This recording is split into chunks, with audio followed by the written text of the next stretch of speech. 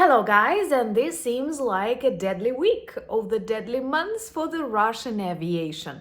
In just 2 days, we have destroyed 2 Russian Su-34 and seriously damaged 2 more in Volgograd region of the Russian Federation, and all with the help of beautiful Ukrainian long-range drones. Also, this night we neutralized 3 Russian combat helicopters on the territory of the temporarily occupied Crimea, and this seems like a very beautiful tendency. First, we destroyed Russian Black Sea Fleet, and now we continue with their aviation. And when I'm saying that this was a deadly month for the Russian aviation, I'm not exaggerating.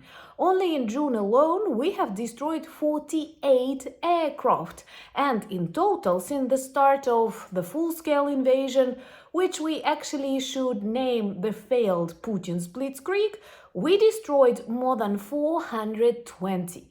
So let's discuss how we keep implementing the only working peace plan from the Ukrainian perspective. My name is Anna, I'm in Ukraine, I'm from Ukraine.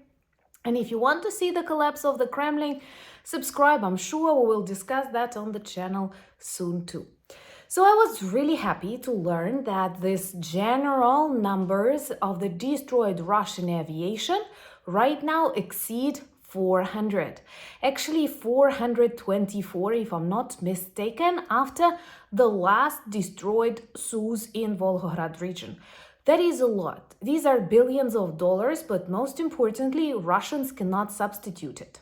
What is also very promising that we keep neutralizing such evil flying bombers not only during super historic operations like Spiderweb, when actually 1/3 of Russian cruise missile carriers were erased, and there are tons of videos that demonstrate this beautiful, I can say, artistic work of the Ukrainian drones.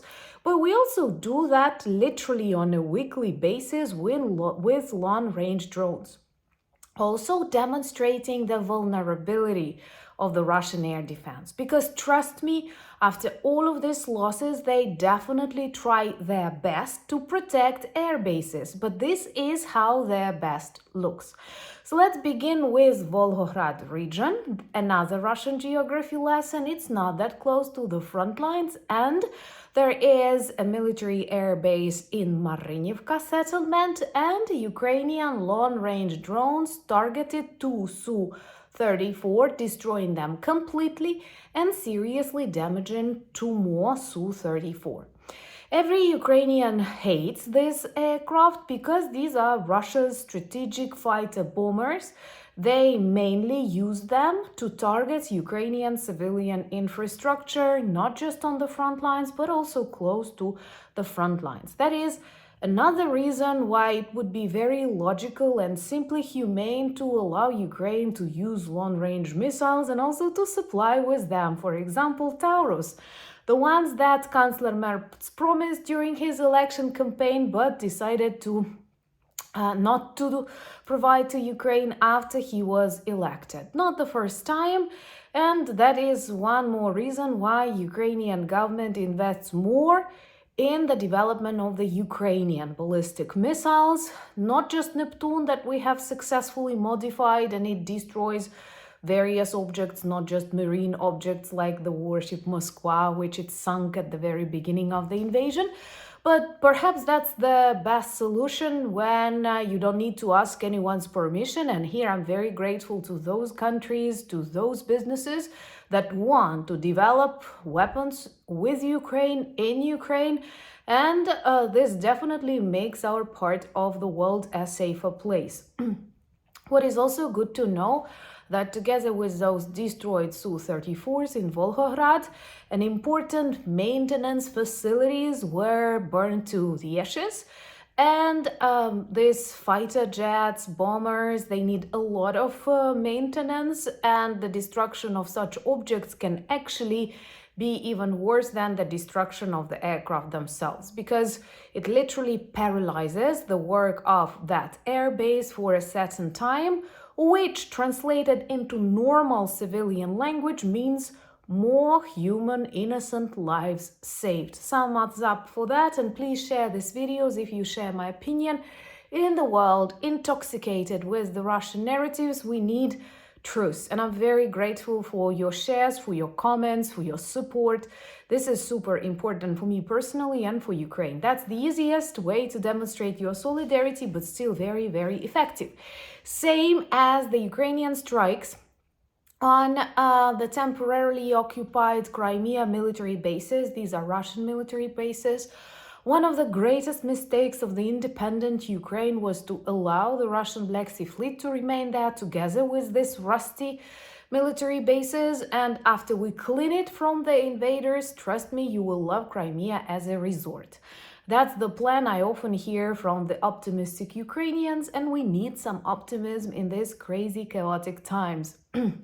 So, you've heard about lots of air defense systems destroyed just days ago, and I guess this is the consequences. That's why it is so important to connect different events during the dynamic war operations. And here we see, like, it was a lot of air defense, like 5 air defense systems, including S-400 launcher, super expensive, that was destroyed recently. And last night, today, by the way, we celebrate the day of the Constitution of Ukraine that was proclaimed in 1996. And according to the Constitution, we had away from Moscow to the European Union, to NATO, and hopefully the day when people will value Ukrainian bravery and determination to defeat this global evil will come, and we will be accepted both in the European Union and NATO. Let me know what do you think about that in comments below. But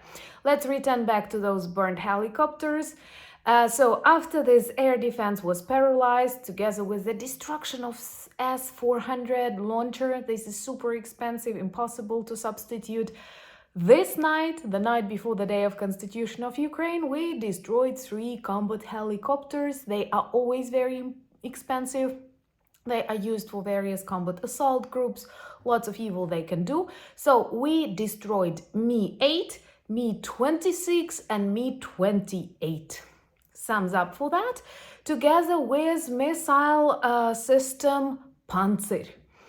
And in total, we may say that it looks like a strategy. First, we destroyed the majority of the Russian warships, submarines. They lost a lot, and they had to relocate from the Ukrainian shores of the Black Sea to the Russian shores, where they actually belong.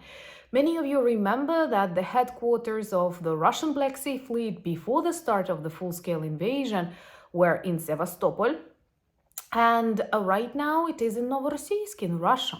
All because we destroyed that headquarters, we neutralized a lot of war criminals who were around that headquarters, but most importantly, we upgraded their warships into submarines. And these are not just words of the Ukrainian guards who at the beginning of this invasion said, Russian warship, go. Now we repeat that all to the Russian aviation, to the Russian logistics, to the Russian oil industry, and I'm really sure soon it will be heard in the Kremlin. That's the only way to achieve lasting peace in Ukraine, Europe, and the world. And trust me, people of Australia, New Zealand, the United States, South Africa, Norway, we all need that, because Russian violation of the international laws and agreements, Russian war crimes, they only inspire other evil regimes that are, you know, this in hibernation to violate these rules. Because if one criminal can do it, others will repeat. And if one criminal is seriously punished by Ukraine and its allies, then the others may decide not to do anything. And that's the plan. Because the only working peace plan, you know, we can already repeat that, to defeat and demilitarize Russia. Please check my new video on my channel Anna Danilchuk, where I share my civilian experiences in these extraordinary times. And I've decided to record a very personal, a little bit emotional video about this new change strategy of Putin after Donald Trump entered White House. The escalation is really obvious, and Putin understands he cannot conquer Ukraine. That's why he keeps targeting us with drones, and that is no different from 9/11.